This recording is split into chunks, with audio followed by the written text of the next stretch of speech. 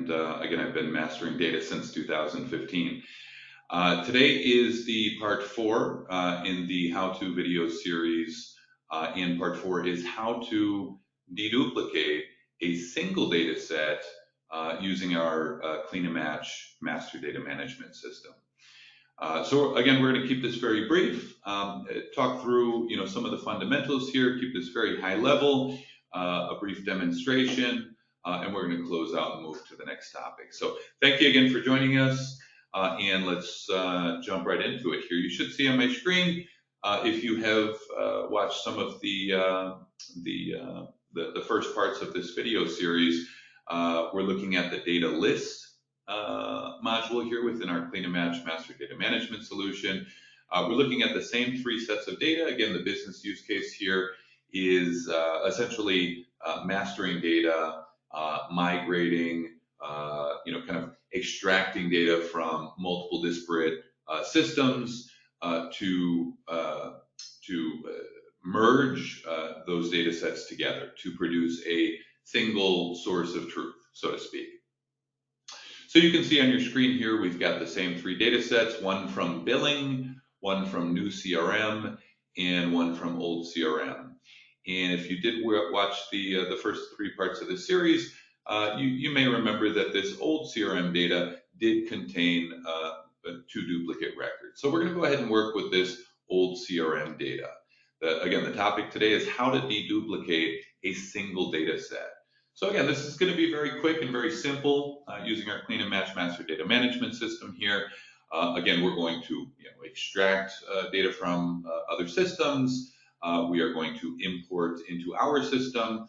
Typically, you'll want to analyze the data, get hands-on with the data. We have some tools within the software here to help you to better understand the content and the structure of the data, also to cleanse, to standardize, to normalize, and to massage the data, or to transform the content and the structure of those data sets. All these tools are very, very simple to use, mostly point and click. We've got a lot of templates within the system here, so we make it very, very simple to work through these types of activities here. So again, if we pull up the data set on the screen here, we've got old CRM. If we just take a quick look at the data, again, we've extracted, we've imported into the system here, and now we're looking at the data set on the screen here. And if you look at the content and the structure of this data set, you can see, essentially we've got the same company name, essentially the same contact name, essentially the same address, essentially the same city and state. Postal code, is essentially representing the same area on the map, so to speak. And then if you look at some of the other data points here, you can see that for email, we have one in this first record, and we don't in the second. It's really just filled in with an NA, like not applicable or not available or something along those lines. What's interesting here is we also have 2 different phone numbers, right? 2 different contact phone numbers. Now, if you really kind of think into, in depth about having duplicate records and possibly very, unique information and unique contact information and unique customer IDs and unique purchase histories associated with each one of these duplicate records, this is where things kind of get hairy, so to speak. So in terms of deduplication, the first step should always be a definition of a duplicate, and that definition should be driven by the use case, by the context, whatever it means to be fit for purpose, probably driven by the business, right? So before you can actually deduplicate a single set of data, the first step is really to come up with a definition. You might think of a standard definition, right? So when we talk about a definition of a duplicate, you might see the example on the screen here and think this meets, the perfect description of a duplicate, but it really does depend on your definition of a duplicate. The definition of a duplicate could be same company name, same contact name, or similar company name and similar contact name, and same exact customer status, right? And if that is the definition, these are not duplicates. So again, the first step there is really defining your definition in your business context. So the first step to this process, the definition of a duplicate. What is it in your context? What kind of rules are driving those decisions and those factors? The second step is going to be, just very standard here, what we've looked at in the past. Again, we're going to extract the data from other systems. We're going to import into our system. We're typically going to do some analysis of the data, some data discovery, data quality profiling. We're going to want to better understand the content and the structure of the data set, outliers and potential problems and opportunities, things like that. Things that maybe we need to know about the data set in order to drive those decisions about a future state of being fit for purpose, right? So again, importing, analyzing, and then again, some of the analysis that we're going to do is going to help us drive decisions about how we are going to cleanse or standardize or normalize or transform the content and the structure of the data set. Beyond that, we're going to set up a match configuration, which is very simple to do within the system here, especially when we're working with just a single data set. That simplifies things quite significantly. In fact, point of reference, best practice is before trying to master multiple data sets, before trying to deduplicate multiple data sets, you should start with deduplicating each data set within itself. And the rules may differ there. The rules, the process, the way that you actually process the data sets from cleansing and normalization and transforming the content and the structure and things like that. So again, import, data discovery, set up some cleansing rules or rules to massage and transform the data, set up the match configuration, and then a merge and survivorship strategy is needed, right? So we can easily do some simple deduplication. We found a duplicate based on some rules and now simply deduplicate the information and delete the duplicates. But oftentimes, and in the majority of scenarios, you're really going to want to fully rationalize how the survivorship or the deduplication is actually working. Because again, if you take a look at the example on the screen here, if we assume that these are duplicates, and this meets the definition of duplicate records, we do have some unique data points here that we could lose by simply deleting duplicates, right? So again, we can, quickly and easily delete duplicates, but we can also set up a survivorship strategy. A survivorship strategy would be, merging the duplicates. That would say, for example, survive the longest postal code, for example, or survive the best quality address based on, running it through some address verification or something along those lines. Or for survivorship and merge purposes, when we have, multiple unique phone numbers or email addresses or multiple unique contact names, to simply preserve or to save all unique information, right? So there is a strategy that goes into merge and survivorship. So I don't want to go too long into this video. Let's take a look at a quick demonstration here. And throughout this video series, we'll intend to go more into depth into some of these steps here, like merge and survivorship strategy.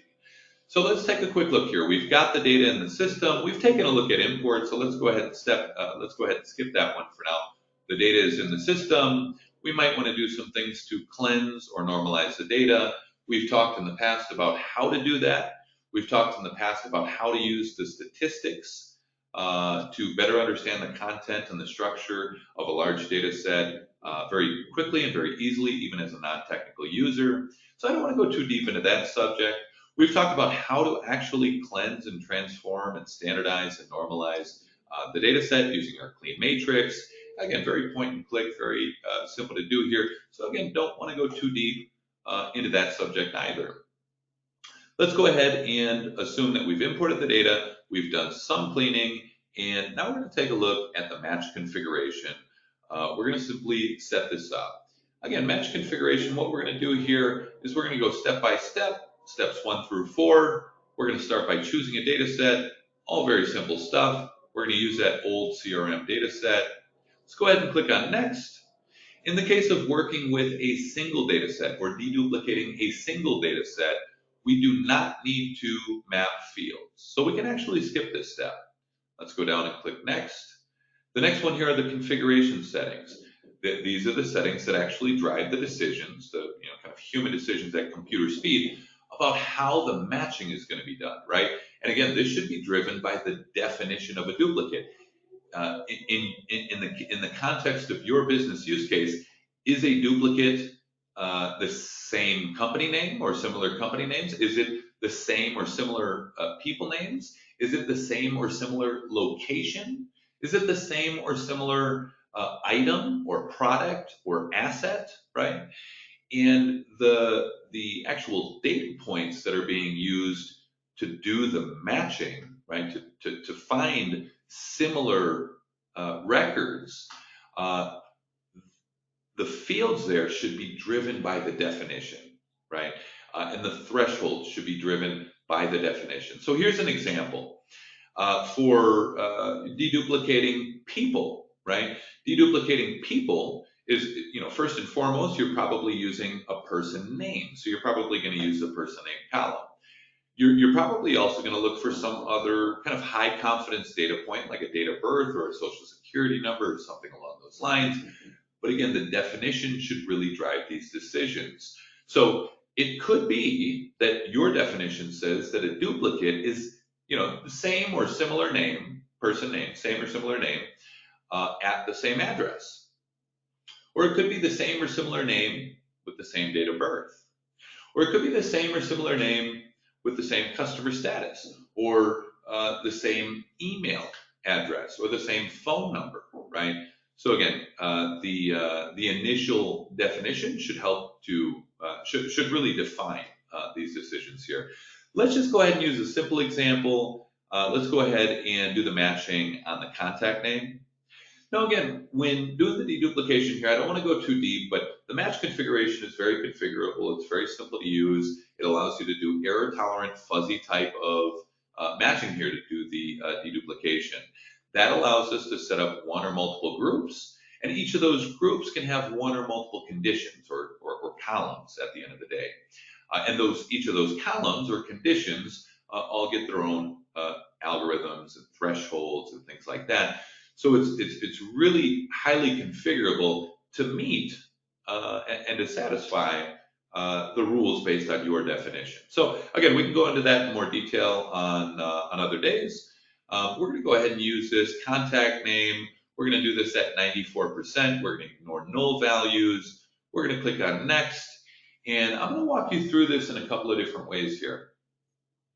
At the step number 4, we can do a simple deduplication option, which is really a WinPure kind of default. It's a quick option to deduplicate, which will essentially delete duplicates.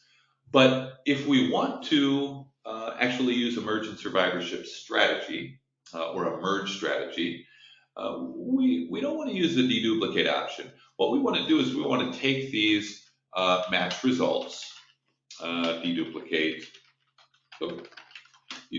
single file, extra spaces there, and we're going to start matching. The system is going to do the processing in the background there, and we're going to have a new set of data here at the data list step. We can see the results here. Again, we've talked in the past about group ID. When the group ID is duplicated, that tells us that we have duplicates. So again, we have group 1 and group 1. And if we look over to the right here, we chose to match on the contact name. Those are pretty similar. We can see the scoring being done here. And essentially it says this one was chosen, and this one is matching back to this one, and this one matches this one at 95%, right? So pretty straightforward. That says we have duplicates. Looks good to me. We did the matching. And then it's a question of merge and survivorship strategy. So let's go ahead and take a quick look at merge and survivorship. Now, we can't cover this in great detail today. Please, for more information, winpure.com. My name is Ben Cutler. I'm more than happy to consult your situation or reach out. We're happy to answer your questions. But for merge and survivorship here, we have a variety of different functions available that allow us to set rules and priorities that will allow us to automate the merge and survivorship with large sets of data. And the way that that works is it applies these rules to duplicates within groups, right? So we're not merging duplicates across groups, that wouldn't make sense, but we're always going to be merging duplicates within groups, and we're going to do that programmatically using rules and priorities that we've set up within the system here. So again, I don't want to go too deep about the specific strategy and the specific functions here. We'll cover this on other parts of the video, but this would be the final step of the process that would end here. And again, just let's use a quick example. We're going to start by setting a master record. We're going to do the most populated from any source. We're going to execute. The system is then going to apply a flag to one record from within each group. You can see that flag here. One has been selected. This one has been selected because it met the rule, right? The priorities. We wanted to prioritize the most popular from any source, so it's a pretty flexible rule. It's just looking for the most popular. We're going to go ahead and cancel out of that. Once we have a master record, now we can also perform.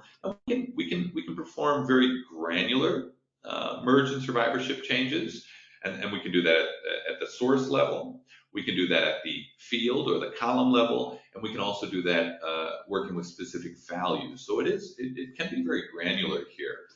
But if you take a look, what I might want to do is just a quick example is survive the longest contact name. So I'm just going to give a quick example of surviving the longest contact name. So here I'm going to use update and overwrite contact name. I'm going to go with, you know what? Let's back up. Let's use the longest, but let's just assume that we chose the master record based on having the longest contact name. That'll make this example work here.